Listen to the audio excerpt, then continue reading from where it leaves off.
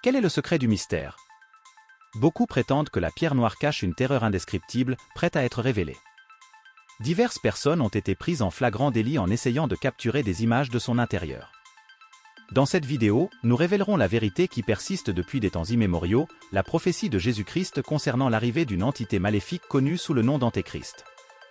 Cela a alarmé les fidèles du monde entier, envisageant la possibilité que l'Antéchrist soit déjà parmi nous, confiné dans un endroit spécifique pour se cacher au cœur de la Mecque.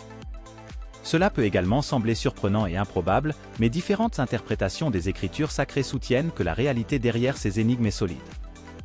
Préparez-vous à une découverte qui pourrait changer radicalement votre vision du monde. La véritable identité de celui qui réside dans la Kaaba est tenue secrète chaque jour pour les fidèles musulmans qui dirigent leurs prières vers la Mecque dans un geste de foi, composé plusieurs fois par jour. La Mecque, berceau du prophète Mahomet, va au-delà de son rôle de lieu saint dans l'islam en agissant comme un centre spirituel. Cependant, c'est la Kaaba qui attire les pèlerins vers une rencontre spirituelle non seulement avec la Mecque, mais aussi avec cet ancien et mystérieux objet de culte situé au cœur de la Mecque. La Kaaba, au-delà de sa simple définition de projet architectural représentant une mosquée chargée de symbolisme spirituel, révèle un aspect peu connu de ce sanctuaire. À l'intérieur réside un élément énigmatique connu sous le nom de pierre noire. Cette relique a suscité fascination et spéculation pendant des siècles, avec d'innombrables théories tentant de révéler son origine et son but. Le mystère de la pierre noire est préservé à l'intérieur des murs respectés de la Kaaba, connu uniquement d'un petit groupe d'individus. Parmi ces personnes se distingue Jésus, un maître dans l'interprétation des mystères divins et des prophéties, qui détient selon les Écritures sacrées la compréhension nécessaire pour accéder au secret le plus caché de l'histoire sacrée. Jésus nous met en garde contre la bête de l'Apocalypse, un thème qui résonne avec ceux qui sont familiers avec ses enseignements. Le livre spirituel de l'Apocalypse, une partie du Nouveau Testament, est plein d'images symboliques et visionnaires prophétiques. Dans le chapitre 13, verset 14, il est question d'une illusion qui amène les habitants de la terre à suivre une entité décrite comme la bête émergeant d'une blessure mortelle. Le récit s'enrichit de symbolismes et de métaphores, incluant des références à l'épée dans les chapitres 19, versets 15 et 16, souvent vus comme des représentations de la justice et de la parole divine émanant du Christ. Cependant, le mystère s'approfondit dans l'Apocalypse 17,8 avec l'apparition de la bête, une créature multiforme émergeant de l'abîme, surprenant ceux qui sont étrangers aux prophéties. La bête qui existait autrefois n'existe plus mais est destinée à revenir, apportant avec elle un mystère qui transcende les airs. Ceux dont les noms ne sont pas écrits dans le livre de la vie ont observé avec stupéfaction sa réincarnation et la chute qui a suivi. Nous dépassons les frontières du christianisme en entrant dans l'univers de l'islam, où un autre artefact revêtu de révérence et de mystère se présente, la pierre noire de la Kaaba à la Mecque. La différence entre certaines interprétations islamiques suggère une origine céleste pour la pierre, mais une version alternative la place dans un cadre apocalyptique. Selon ce récit, il ne s'agit pas d'un artefact divin descendant des étoiles, mais plutôt d'un résidu de la chute d'une entité maléfique, possiblement liée à Baal, une divinité adorée dans l'Antiquité. Selon cette version, Baal aurait été banni du paradis et son essence emprisonnée dans la pierre noire, un symbole de séduction et de dégradation spirituelle. C'est le point d'intersection entre la profession biblique, la tradition islamique et la foi terrestre. L'interprétation et la recherche de la vérité s'entremêlent de manière complexe. Dans les récits anciens, nous trouvons l'histoire d'une entité puissante, connue pour sa rébellion, exilée dans l'abîme, mentionnée dans certaines traditions comme étant une saga ancestrale racontée par des prophètes et des sages au fil des siècles, culminant dans le triomphe ultime de la justice sur le chaos. Comme rapporté dans le chapitre 19, verset 20, du livre de l'Apocalypse, qui révèle le destin des faux prophètes et des esprits corrompus, ils seront vaincus et jetés dans l'abîme de feu, symbole du jugement final et de la purification. L'apôtre Paul offre également une vision de cette guerre cosmique dans ses textes, mentionnant un personnage connu sous le nom de l'homme de l'iniquité, détenu jusqu'à sa révélation. L'histoire narrative nous. Certo, aqui está o texto traduzido para o francês, conforme solicitado. Une pierre de touche actuellement en jeu, un cercle central dans la pratique spirituelle de nombreuses strates de l'histoire révèle que ce lieu était autrefois un point de conflit pour les anciens temples païens étaient érigés et des prières étaient adressées à de faux dieux. Jésus a accordé une vision des temps à venir en soulignant l'éloignement de la présence divine comme un moment d'alerte en l'absence de l'Esprit Saint. Des forces maléfiques et des esprits pervers sous le commandement de l'entité apocalyptique, l'archétype de l'identificateur masculin avec l'ancien dieu Baal de Babylone indiqué ici comme la figure mentionnée dans le Coran. Ce qui prévaut dans ce scénario est un appel à l'action alors que Jésus avertit dans l'Apocalypse 17 à travers la parabole où Jésus enseigna sur le royaume des cieux en utilisant la métaphore d'un champ où les graines sont semées mais un adversaire astucieux disperse les mauvaises herbes. Au début, les disciples étaient confus et ont reçu des éclaircissements de Jésus qui a expliqué que les bonnes graines représentent les fils du royaume tandis que les mauvaises herbes symbolisent les fils du mal, l'œuvre de Satan. Le moment de la moisson symbolisant la fin des temps sera marqué par l'intervention des anges en tant que moissonneurs séparant les justes des pécheurs. Les mauvaises herbes représentant le mal seront rassemblées et destinées à la distribution tandis que le grand symbole des justes sera stocké dans le grenier céleste. Jésus révèle des aspects dignes d'une attention particulière en révélant l'identité de l'adversaire mentionné de diverses manières dans les Écritures comme la petite corne de Daniel, le prince à venir associé à Baal décrit comme le grand lion. Cette entité est également identifiée comme celle de l'Apocalypse et l'homme de l'iniquité. Jésus nous met en garde contre la figure de l'Antéchrist, un esprit qui s'oppose directement à vous en cherchant à déformer l'essence de votre sacrifice rédempteur. Dans le contexte islamique, cette figure est mentionnée dans le Coran et est interprétée comme la manifestation de cet esprit contraire, une représentation de l'Antéchrist. L'invitation est de ne pas céder à la peur car Jésus assure un dénouement où la justice prévaudra à la fin des temps, les anges agiront en tant que séparateurs divins distinguant les justes des méchants.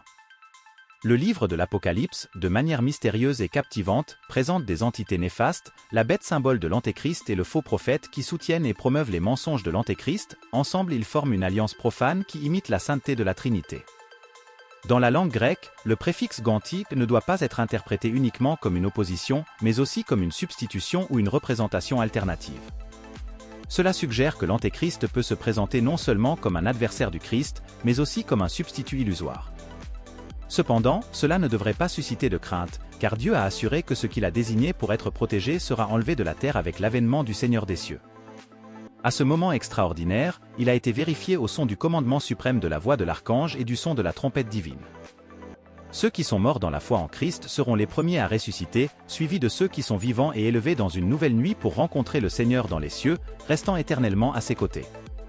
Contrairement au récit fictif, il n'y aura pas de deuxième chance de salut pour ceux qui restent sur terre. Selon les paroles de Jésus dans l'Apocalypse, ceux qui restent ne trouveront pas leur nom dans le livre de vie de l'agneau. Le moment critique approche et il est crucial d'être attentif pour comprendre la révélation surprenante qui se déroule, comme en témoignent les chapitres 13 versets 8 et 17 verset 8 de l'Apocalypse.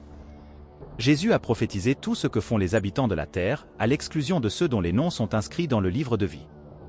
Le culte de la bête est une vision prophétique réaffirmée dans le chapitre 7 verset 8 de l'Apocalypse, soulignant l'étonnement de ceux dont le nom n'est pas écrit dans le livre de vie. La rédemption à travers l'acte de sacrifice de Jésus est reconnue comme le seul chemin vers le salut. Toute doctrine ou système philosophique qui refuse ou déforme cette vérité fondamentale dénature l'essence du ministère du Christ. Par exemple, le Coran ne reconnaît pas le sacrifice rédempteur de Jésus, proposant plutôt une version alternative de son histoire. D'autre part, la Bible met en avant Jésus comme le Fils de Dieu, intéressé à racheter la parole incarnée, le Sauveur crucifié et le Seigneur qui a triomphé de la mort.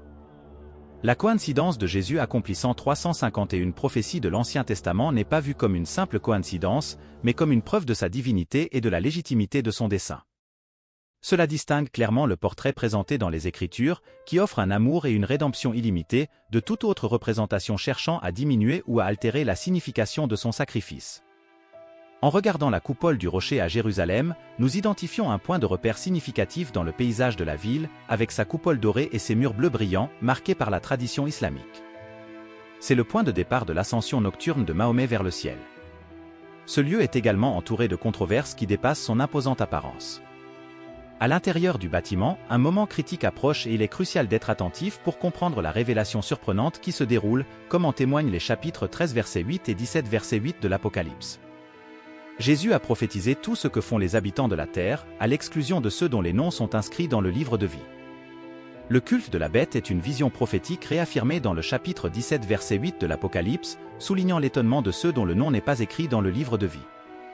Le retour de la bête, témoin de la rédemption par l'acte de sacrifice de Jésus, est reconnu comme le seul chemin vers le salut.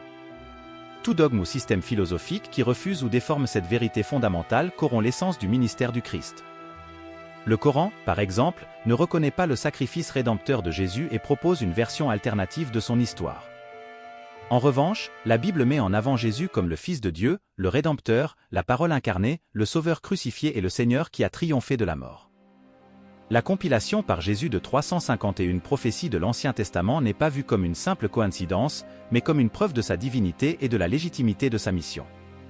Cela distingue essentiellement le portrait présenté dans les Écritures, qui offre un amour et une rédemption illimitée, de toute autre représentation cherchant à diminuer ou altérer le sens de son sacrifice. En regardant la coupole de la roche à Jérusalem, nous identifions un point de référence significatif dans le panorama de la ville, avec sa coupole dorée et ses murs bleus brillants marqués par la tradition islamique. C'est le point de départ de l'ascension nocturne de Mahomet vers le ciel. Cet endroit est également entouré de controverses qui dépassent son imposante apparence. À l'intérieur du bâtiment, une inscription à Marie, Reine du ciel, qui a accepté avec une confiance totale la mission d'être la mère de Dieu. Enseigne-nous à suivre son exemple d'obéissance et d'humilité. Avec ton intercession, nous aspirons à grandir dans la foi et la vertu, en affrontant les défis de la vie avec cœur et espoir. Guide-nous sur le chemin de la sainteté afin que nous puissions vivre selon la volonté divine et mériter la grâce d'être appelés enfants de Dieu. Mère de la miséricorde, toi qui as entendu le cri des affligés et offert du réconfort aux nécessiteux, regarde notre humanité avec des yeux pleins de compassion. Accorde-nous la grâce de prolonger ta compassion à ceux qui souffrent de maladies, de pauvreté et de solitude, afin que nous puissions être de véritables témoins de l'amour de Dieu, en manifestant la miséricorde et la solidarité envers nos frères et sœurs dans le besoin. Vierge Immaculée, intercède pour la paix dans le monde en ces temps de turbulences et de conflits. Guide les dirigeants des nations à prendre des décisions sages et justes, afin que nous puissions vivre en harmonie et en respect mutuel. Protège ceux qui souffrent de violences et de persécutions, et enveloppe-nous de ton manteau de paix, afin que nous puissions simultanément construire un avenir de justice et de fraternité. Étoile du matin, toi qui as apporté la lumière du Sauveur dans le monde, assure-toi que nous puissions être des témoins de la vérité et de la justice. Illumine nos esprits de la sagesse divine et aide-nous à discerner le bien du mal. Avec ton soutien, nous pouvons affronter les tentations et les défis de la vie avec détermination et persévérance, en suivant toujours la voie de la vertu. Enfin, nous te prions, ô Marie, d'envelopper notre famille de ton manteau protecteur, de bénir nos enfants, nos parents et nos frères et sœurs, afin que nous puissions vivre dans l'amour et la communion réciproque. Par ta présence maternelle et ta protection, éloigne les dangers physiques et spirituels, et transforme notre foyer en un refuge de paix et de joie. Colombe, permets-nous de cultiver l'amour de Dieu. Ô Vierge Marie, Mère de grâce et de miséricorde, nous nous tournons vers toi avec un cœur dévoué et une confiance en toi qui as accueilli avec joie le message de l'archange Gabriel et porté le Fils de Dieu dans ton sein. Tu es pour nous un modèle d'humilité et d'obéissance. Par ton intercession, nous implorons ton guide dans nos actions quotidiennes, afin que nous puissions suivre ton exemple d'amour et de dévouement. Reine du ciel, intercède pour nous, presse ton Fils, Jésus, avec ton amour maternel, obtiens-nous la grâce de vivre selon la volonté de Dieu, illumine nos esprits avec la lumière de la foi, afin que nous puissions faire face aux épreuves de la vie avec espoir et confiance. Guide-nous sur le chemin de la sainteté, afin que nous puissions être témoins de la présence de Dieu dans le monde. Mère de la divine providence, toi qui as vécu les joies et les peines de l'existence terrestre, comprends nos soucis et nos angoisses. Nous te prions de veiller sur nous et de nous aider dans nos besoins quotidiens. Par ton intercession, nous plaçons notre confiance dans la providence de Dieu, certains que notre Père Céleste ne nous abandonnera jamais. Apprenons à nous fier pleinement à sa volonté. Puissante Vierge, toi qui as triomphé du mal avec ton œuvre rédemptrice du Christ, protège-nous des dangers du mal avec ton manteau de protection contre les tentations qui menacent de nous détourner du chemin de la vertu. Marie, refuge des pécheurs, nous te prions de recevoir nos supplications pour obtenir le pardon et la miséricorde de Dieu. Avec ton aide, nous aspirons à la grâce d'un repentir sincère et d'une conversion profonde. Intercède pour que nos proches puissent expérimenter la joie du pardon et de la réconciliation avec Dieu et avec nos frères et sœurs. Enfin, nous te supplions, ô Marie, de veiller sur toutes les familles du monde, de bénir nos relations, nos liens familiaux et nos affections, avec ton exemple d'amour maternel, que la paix, l'harmonie et la compréhension mutuelle près. Vale dans nos cas, avec ton intercession, protège tous les membres de notre famille sous ton manteau protecteur.